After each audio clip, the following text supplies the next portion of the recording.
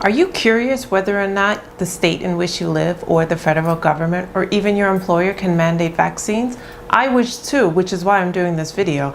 I went through a rabbit hole of research to come up with some interesting facts that I could share with all of you in terms of giving you some guidance as to what the states can do, what the federal government can do, and what your employees can do. So stay tuned, we will get into it. If you're curious, my name is Miriam Greenidge. I'm a licensed attorney. And so in this video, I will be just giving you legal precedents and history, and I will not be providing you with any medical suggestions or opinions as to whether or not you should be vaccinated or you should not be vaccinated. So don't look for that in this video. And so we are going to get into it.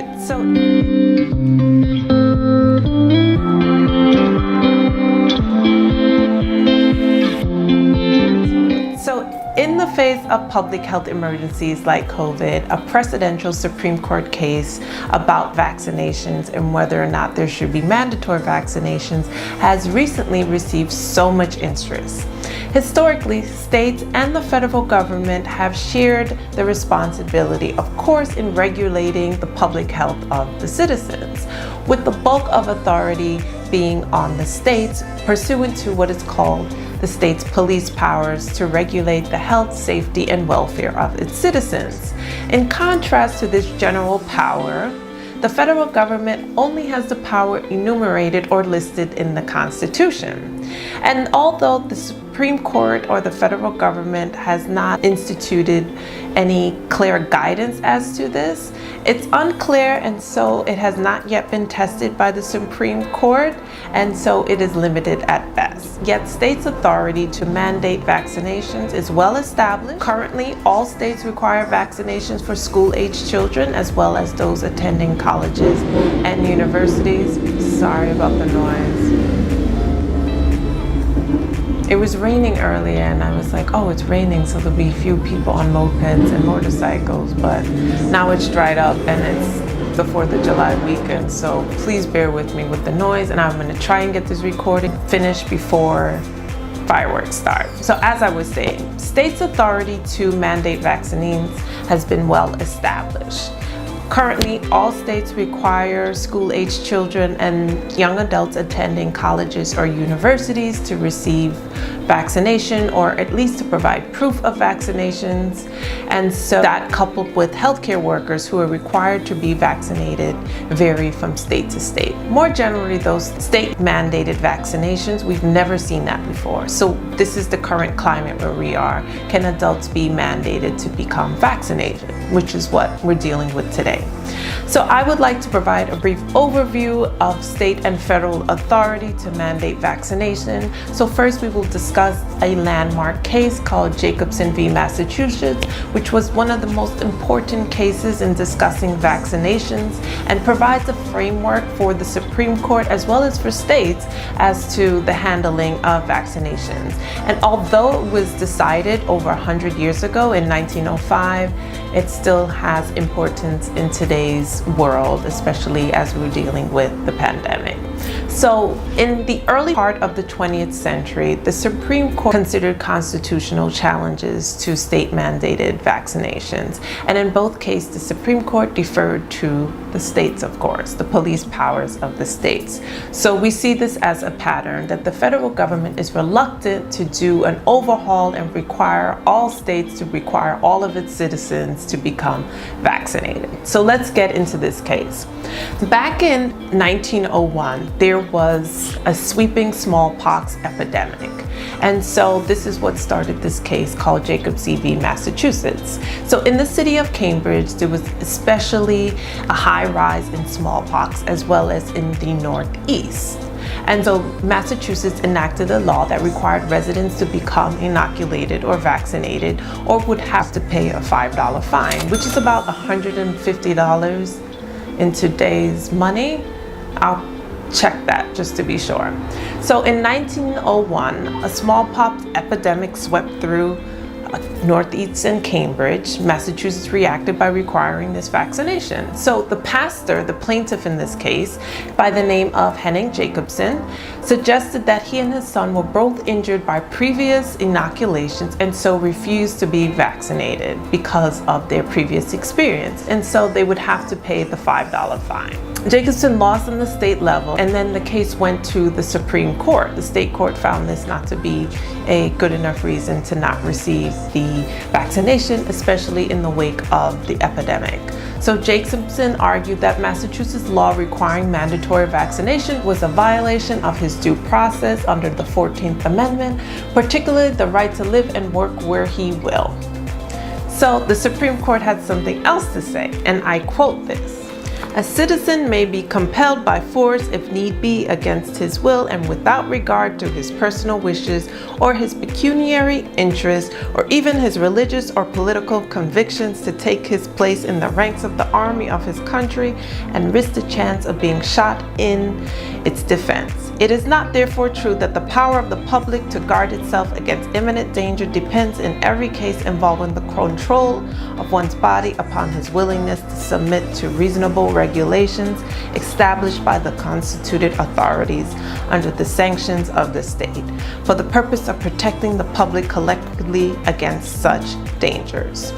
The Supreme Court was pretty much saying that it's a small ask for you to become vaccination in the wake of this pandemic in which people are dying.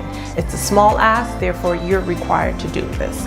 However, the court tempered this by saying this power to regulate and require vaccinations is not absolute, and so the court was leaving room for those who have medical risks as well to not be good candidates to receive the vaccinations. So we see a balance with the court in saying that yes, it's required in the wake of a pandemic, an epidemic where people are dying, but also it's not absolute because obviously there are health concerns for those who should not be vaccinated.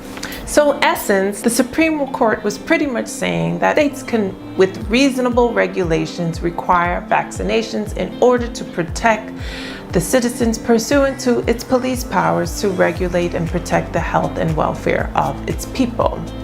And so the vaccination fine was upheld, and Mr. Jacobson, of course, was required to either pay the fine or become vaccinated. So now we see how the Supreme Court feels about vaccinations. So let's look at how states handle vaccinations and how schools work. So every state, including the District of Columbia, has laws requiring school-aged children entering schools to provide documentation, whether it's an immunization card. Do they still have immunization cards? Well, when I was a child, it was an immunization card. I still have it, by the way. Well, some sort of documentation, it might be digital now, that a child has met the immunization requirements. So despite the widespread imposition of school vaccination requirements, many states require exemptions as well. So states, although requiring this, also leave room for exemptions for those who have medical reasons, religious reasons, or philosophical reasons.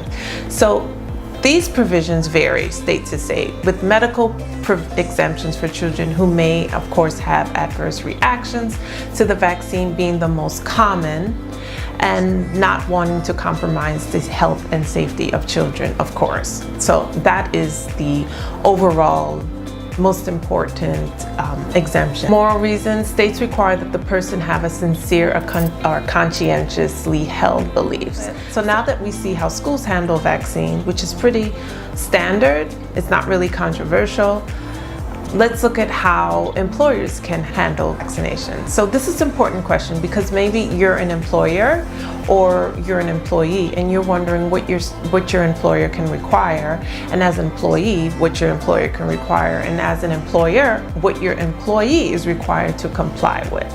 So some private employers require influenza vaccines for employees, especially those working in the medical profession, unless prohibited by state law. So some states don't require the influenza vaccine. And some employers and universities have already started to institute mandates for COVID-19 vaccinations. So a lot of students are being required to, in order to return back to school and campuses, be vaccinated. At the same time, several states have already set limits to their ability to do so. Alternatively, the healthcare industry is a lot less flexible, as we have been seeing on the news. Healthcare workers who work in hospitals and nursing homes can be mandated by their employer to receive the vaccinations against diseases. And so we are seeing most employers who are healthcare professionals require this of their nurses, their doctors, whatever capacity you work for the medical provider, requiring vaccination. So we're seeing a lot of people resigning as a result of their belief of not wanting to become vaccinated. Whether they're right or wrong, that's not for us to decide. We're just saying what the law prohibits and what the law can require and what the law says is permissible. So in essence, if you're a medical provider, you can require your employees to become vaccinated. The state allows for medical providers to mandate it. Other industries, we haven't really seen the states allowing for other industries to regulate and require vaccination of their employees. It's unclear whether or not COVID-19 vaccines can be mandated because it's still under emergency use, and courts have not ruled on this issue yet.